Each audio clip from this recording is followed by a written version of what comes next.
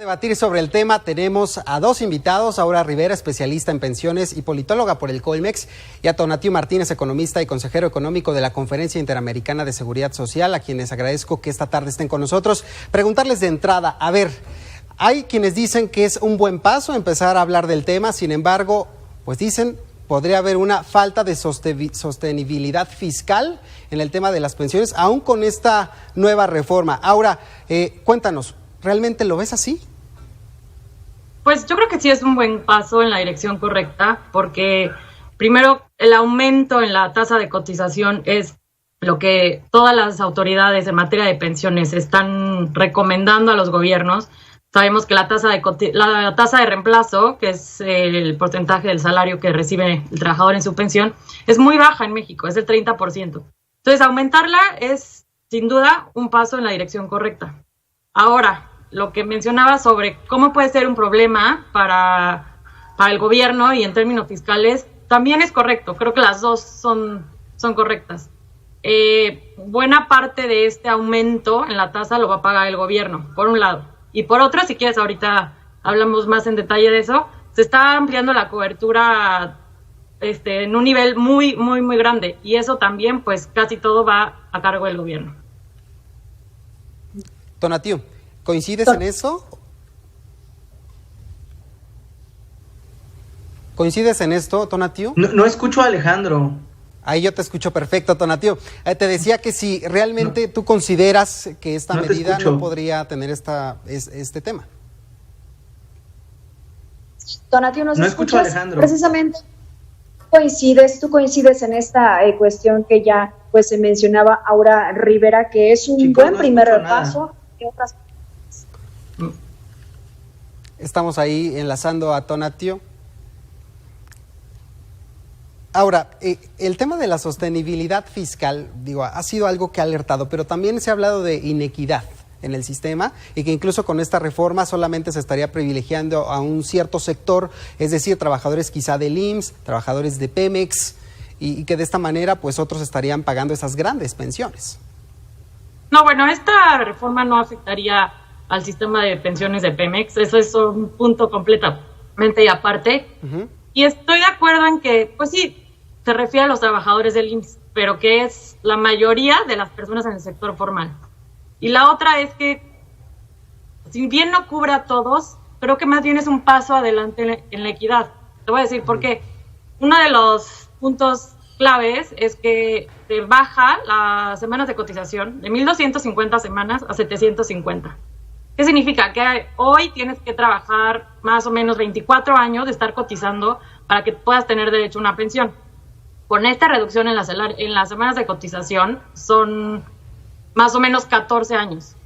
Lo cual quiere decir que gente que ha estado brincando el sector formal, el informal, porque así hay millones de mexicanos, no es que uno empiece a trabajar en el sector formal y ya se quedó ahí por toda la vida o al revés. Pues más bien creo que esto le da la oportunidad a personas que por una u otra razón tuvieron que saltar a la informalidad y los incluye.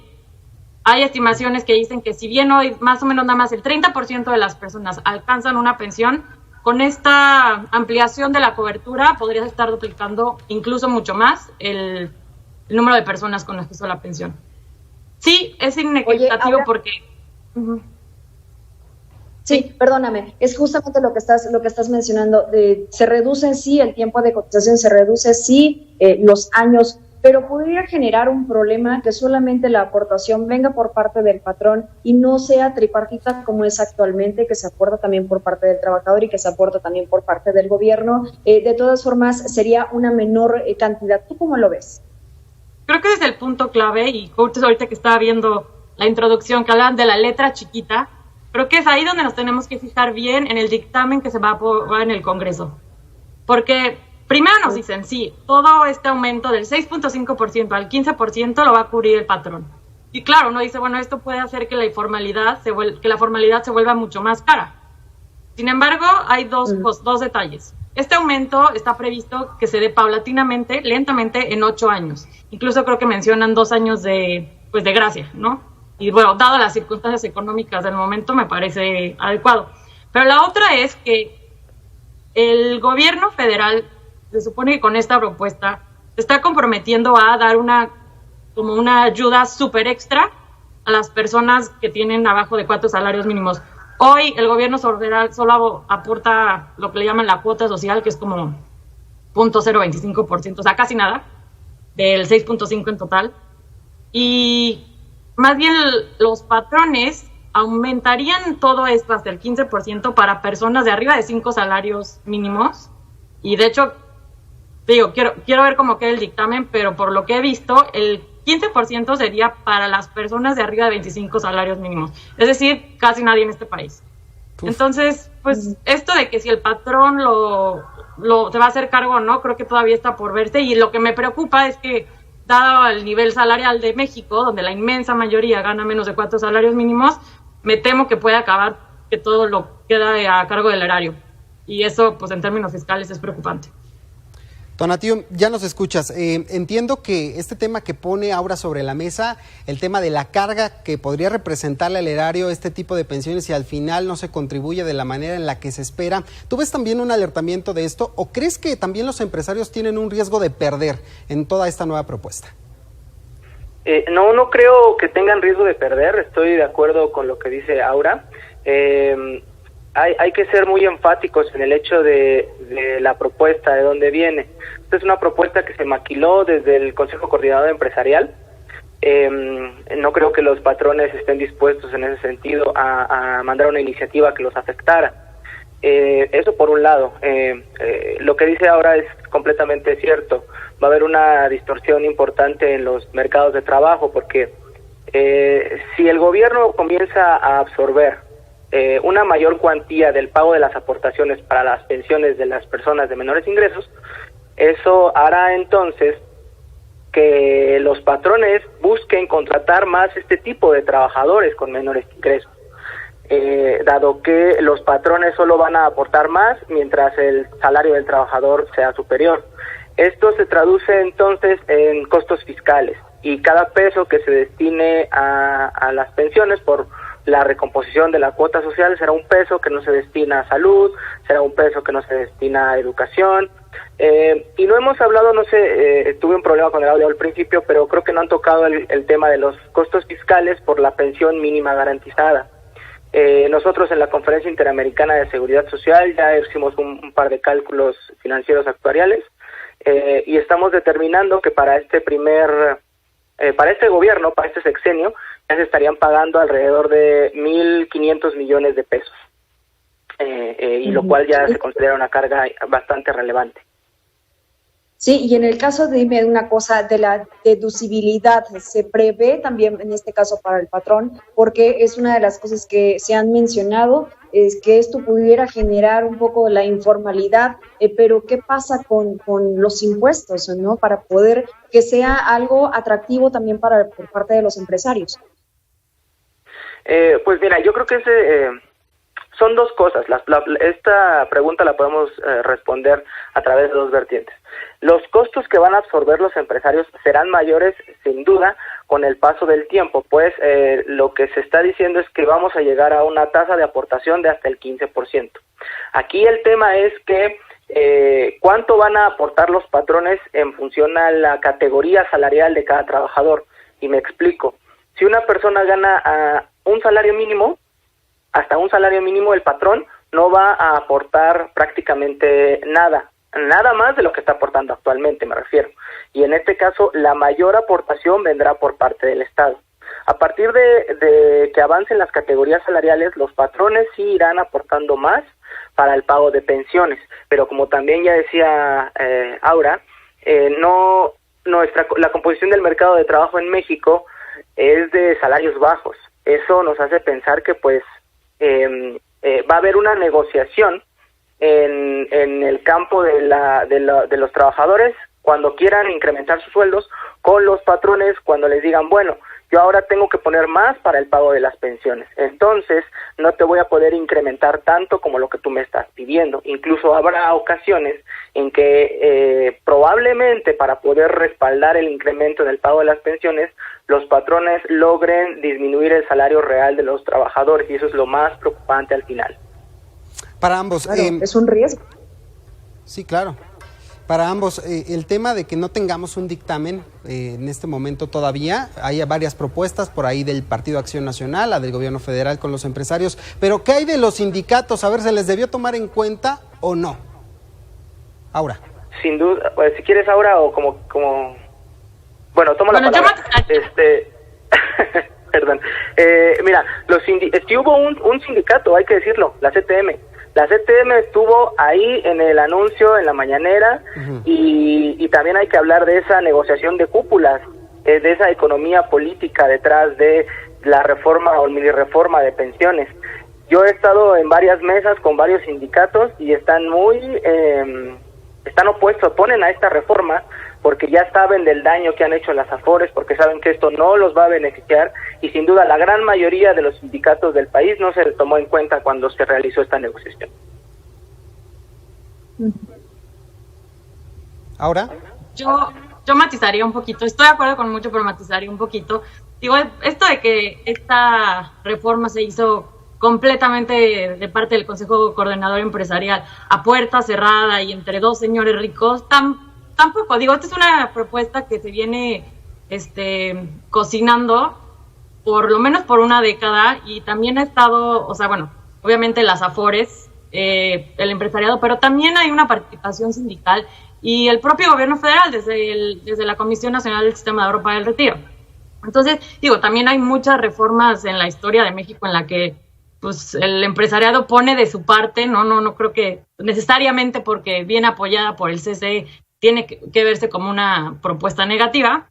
Y la parte sindical, entiendo que podría haber sindicatos que estén en contra, pero porque están en contra del sistema de las AFORES, no porque esta reforma los vaya realmente, o sea, los tenga en una situación peor que la de ahora, ¿no?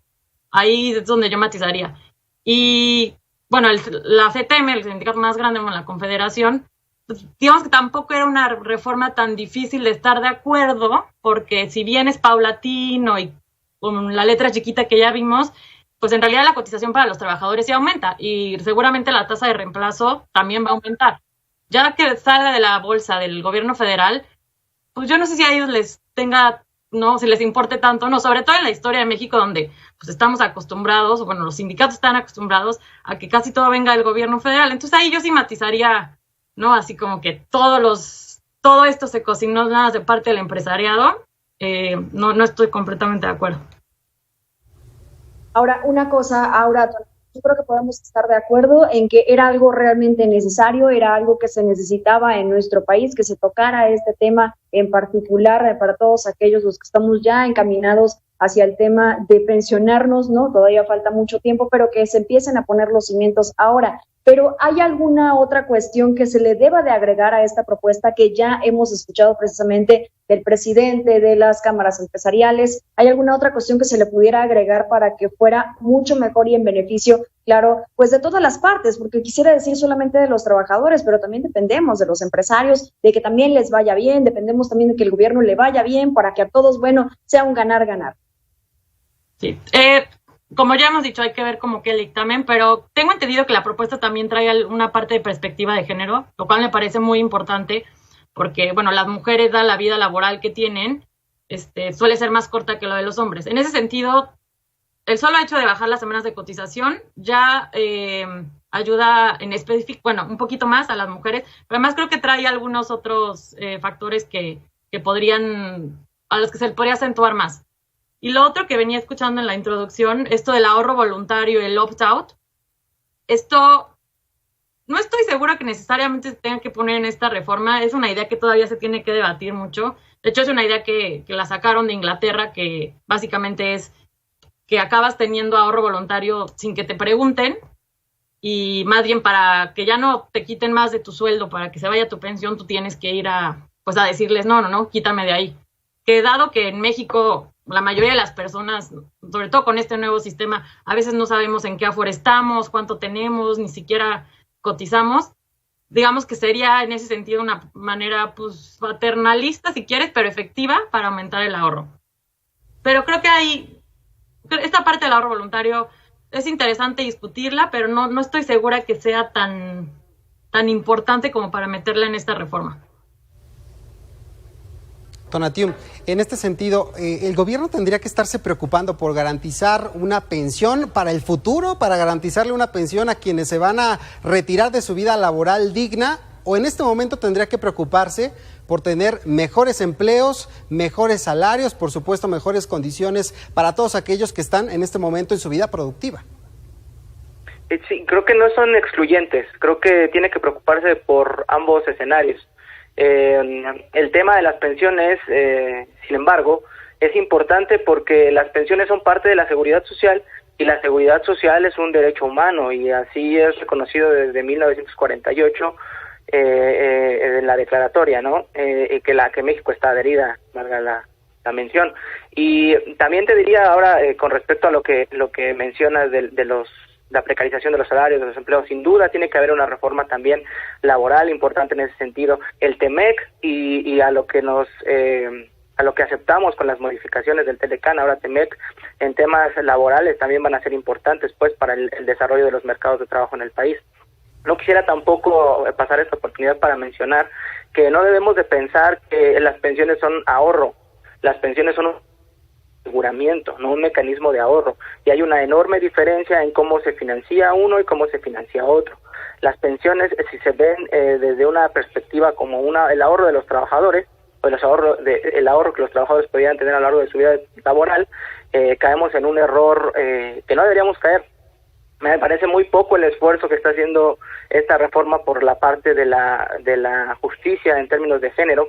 Ya decía Aura que es muy preocupante. En este sistema la mayoría de las mujeres, tanto como el 85%, no podrían pensionarse si continúan las cosas así.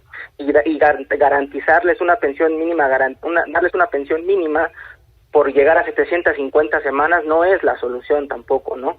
Entonces, sí le faltan muchas cosas también a esta reforma, no se tocan la parte de las universidades, las entidades federativas, los gobiernos municipales, que muchos están en posibles quiebras por no manejar bien sus pasivos contingentes, no toca la parte tampoco de manera amplia, como ya decía yo, de la perspectiva de género, la parte de los trabajadores informales. De la cuarta transformación se espera algo más, no esta reformita que es nada más patear el bote un poco más, ¿no? O sea, Tonatiuh, todavía le faltaría mucho a lo que ya hemos visto, a lo que ya hemos leído hasta el momento para poder resolver de verdad de fondo este tema de pues el retiro de las personas. Sin duda, nosotros no tenemos instituciones sólidas en el país que atiendan de manera seria el problema previsional. La CONSAR solo se creó para vigilar las inversiones de largo plazo de las personas que tuvieran ahorros para el retiro. Pero en realidad no tenemos un vigilante, ni un supervisor, ni un fiscalizador de todos los sistemas de pensiones en el país. De ahí que se haya podido dar pensiones millonarias en la CFE, en el Banco de México, en AFIN, que el Bronco hace poco haya querido darle a su suegra una pensión millonaria, cosa que se pudo detener. No tenemos una comisión que vigile, por ejemplo, los problemas en Iste León y en muchas otras entidades. Se tienen que crear esas instituciones, esa normativa, esa ley macro general para poder tener entidades que aseguren la sostenibilidad financiera del Estado mexicano. Recordemos que con la generación de transición en 1997, el gobierno federal aceptó pagar todas las pensiones de esas personas que se quedaban ya en el modelo de beneficio definido. Y eso representa hoy un gasto de cerca de $1 billón al año del presupuesto de egresos de la Federación. Entonces no estamos resolviendo el problema de fondo, no estamos atacando la desigualdad de las pensiones, el costo de la generación de transición.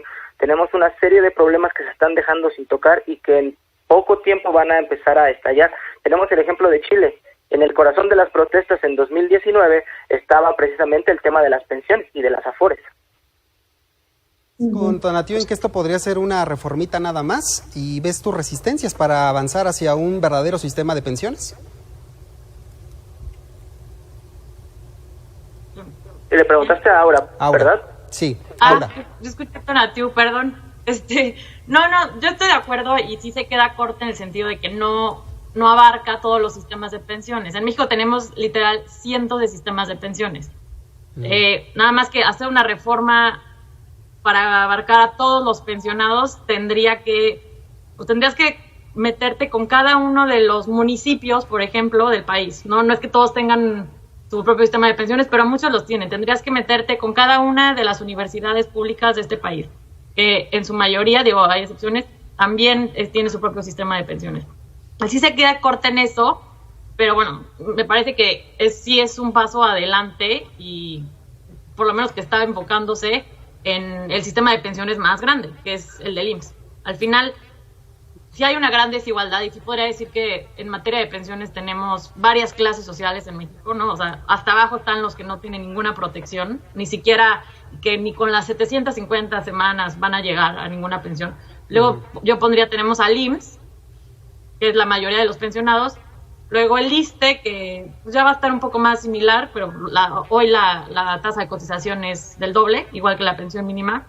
Luego tenemos pues, los sistemas de privilegios, donde está Pemex, las universidades, muchas de las universidades públicas, CFE, varias pensiones del Poder Judicial y algunas de las que mencionaba Tonatiuh. Entonces, sí, falta normalización y estoy de acuerdo en la propuesta en que debería haber un cierto órgano regulador. Pero el hecho de que haya estas pensiones millonarias y esta desigualdad, pues eso viene de las épocas del corporativismo, ¿no? O sea, esos sistemas de pensiones, como dice, de pensiones estratosféricas, pues digamos, en los años del milagro mexicano fue cuando se empezaron a dar este tipo de pensiones. Entonces, esto no es algo que venga del sistema de las Afores, es justamente incluso los sistemas de pensiones que tienen más problemas financieros, ¿no? Y que generan más problemas para el gobierno federal, es justamente los que no están con las Afores. Así es. Bueno, pues creo que llegamos a conclusión de bien por tocar el tema por parte de esta administración, pero se sigue quedando corta y todavía ojalá tuviera mayor análisis. Muchísimas gracias a ambos por haber estado con nosotros, a Tonatiuh Martínez, economista y consejero económico de la Conferencia Interamericana de Seguridad Social, y Aura Rivera, también especialista en pensiones, politóloga por el Colmex. Muchas gracias, buenas tardes. Mitzi, Alejandro, Aura, muchas gracias. Un saludo y disculpen la comunicación. Igualmente, hasta luego. Gracias. Hasta luego, muchísimas gracias.